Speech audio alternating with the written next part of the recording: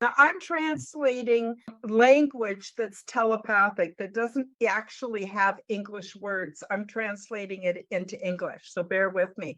But so we would have the joining, what I call the joining of the ships, and different big ships would come, and they would come, and then they would sort of sit on top of or below our big ship, and they become like one unit. You can stack these big ships together for different purposes. So anyway, we had the joining of the ships. It was very exciting, although very quiet because they only use telepathy.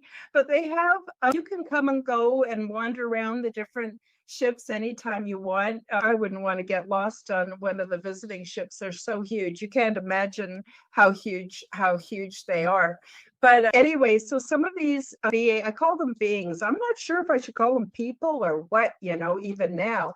But these beings would come and they would set up these like booths, and it was very similar how I felt. It was very similar to, if you go to a Comic-Con or a UFO conference, and there's these booths and people are selling all kinds of stuff to do with comic books or figurines or whatever.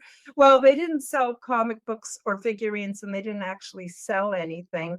There was just a big fascination and pastime is the trading of things. They don't use money, but they'll often trade something, and they're very generous, and there's no scarcity and there's no lack. So everybody has enough of everything. Anyway, so I was wondering, I knew this was coming up, and so I had the big ship, which is, like I said, it's alive and it's telepathic. And I had the big ship recreate for me several of these combs that I could use for trading, because I thought, oh, they're so beautiful. Everybody's going to love these. So anyway, I went to this one booth, and the woman, she's so beautiful. She had no hair whatsoever. She's super, super beautiful, and her vibe was so nice and inviting.